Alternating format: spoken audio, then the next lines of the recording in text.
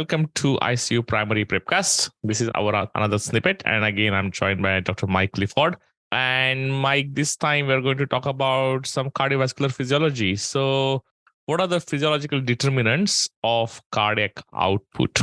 Cardiac output. So this is an absolute cracker of an SAQ, Swapnil. I didn't write it, but this is a ripper.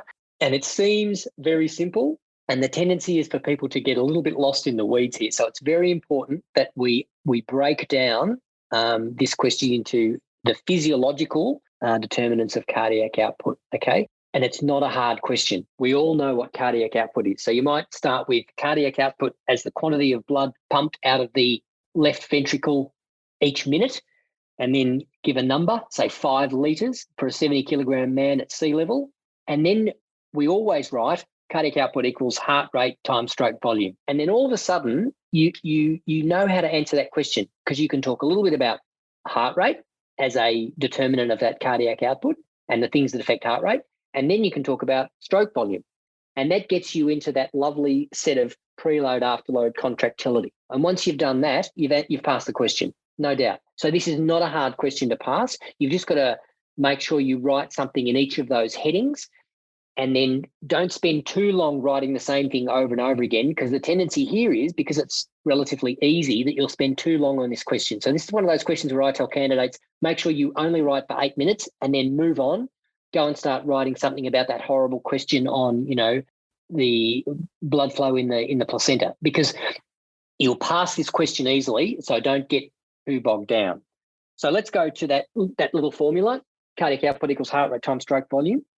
So heart rate is determined by the balance of the autonomic nervous system, obviously, the sympathetic nervous system and the parasympathetic nervous system. The sympathetic nervous system are the outflow of fibres from T1 to T4 in the cardiac plexus, and the vagal fibres distributed to the atria, the sinoatrial node, and so that's usually the right-sided vagus nerve, and the left-sided vagus nerve tends to have its fibres to the AV node. So the dominance of those two agencies will determine your heart rate. And we know that there is a sort of a maximal effective heart rate, because as you increase your heart rate from the normal level of about 60 to 70 beats a minute up to about 200, you get a almost linear increase in cardiac output. And that's the day-to-day increase in cardiac output that we require. If I want to make you walk up a set of stairs, the first thing that will happen is that you will increase your heart rate. You don't do a lot of increasing cardiac output by changing your stroke volume. It's largely, let's just increase your heart rate. But if you keep going up and up and up, you'll reach a point where you've got something called the maximal heart rate, and that's often age dependent. And at your maximal heart rate, you've narrowed your diastolic filling time so much that you've capped out any increase, okay? And if you increase your heart rate even further than that, it'll start to tail off. So that's that classic description of what happens when you pace a heart, and why it is that you don't get an inexorable rise in cardiac output, that you get a cap out. But for most of us day to day in our lives, we won't reach that maximal heart rate unless we're really pushing ourselves in an exercise way. So to all intents and purposes, the way we change our cardiac output is we increase our heart rate. But the other part of that equation is obviously stroke volume, and stroke volume is dependent on 3 things. So we'll talk about that. So preload is the degree to which the myocardium is stretched before it contracts, and that's essentially the Frank Starling law of the heart, where your muscle fibre length and it is proportional to the end diastolic volume.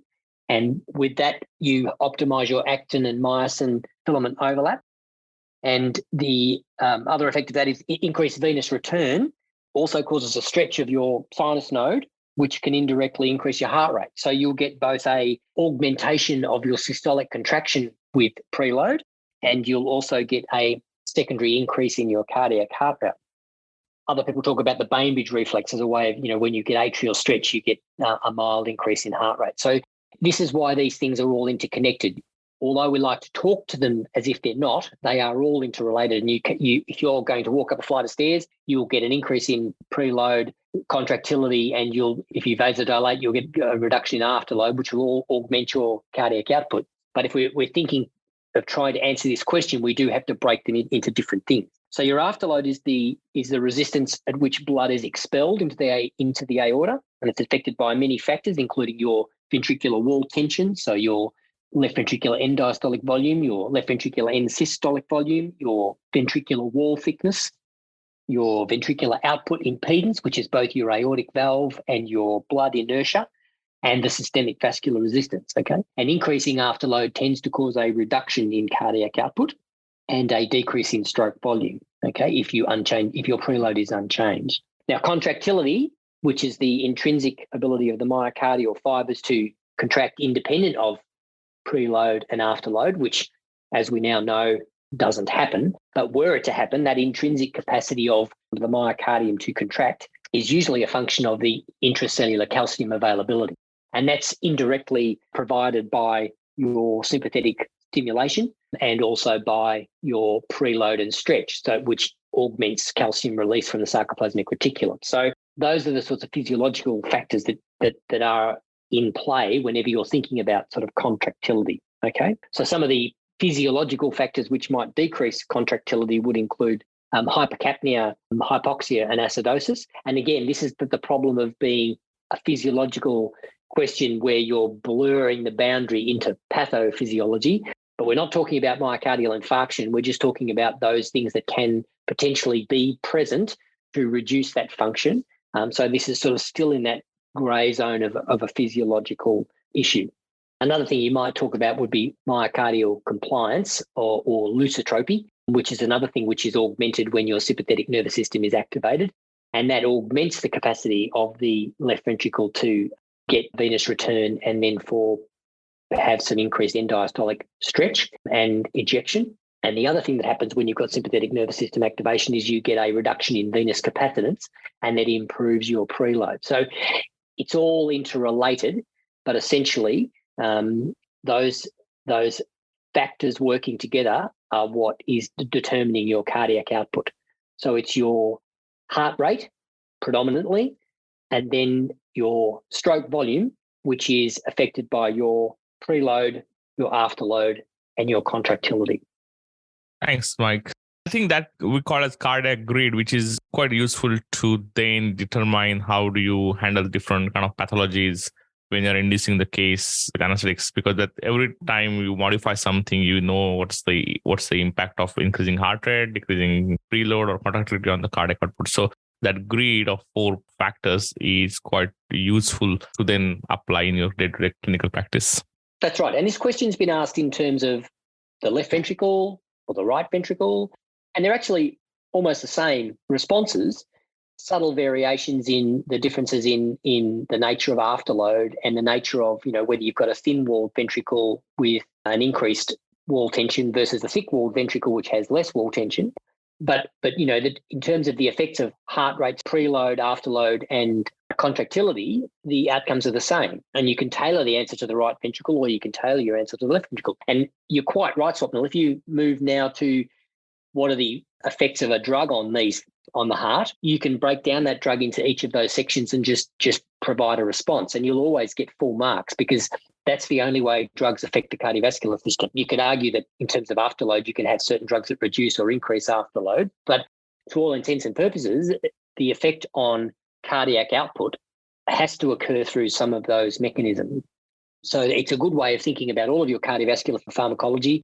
It's a good way of thinking about some of your central nervous system pharmacology that affect the sympathetic nervous system, because it'll have direct and indirect effects. The classic is propofol. And when you get to your part 2 exam, thinking about anything you do to a patient, if you think about how am I affecting cardiac output, you can break it down into what am I doing to those 4 things, and you'll be able to construct an answer and a way forward. So that's why this is a ripper of an SAQ, and it's why we repeat it frequently, because it's a good way of getting the candidates into the headspace of the exam. And despite the fact it's absolute bog standard physiology for the purposes of the exam, but still has people who fail this question. And sometimes it's because they try and write too much and try and answer everything on each of these things. Whereas in fact, once you've written a page and a half in your 8 to 10 minutes, you should have enough on paper. You should move on, because there's not a lot to be gained by continuing to write more and more and more. You're better off providing answers to other questions. Yeah, that's correct. So thanks, Mike. Thanks again for explanation and also some valuable insight as examiner. So we'll be back in week's time with another snippet.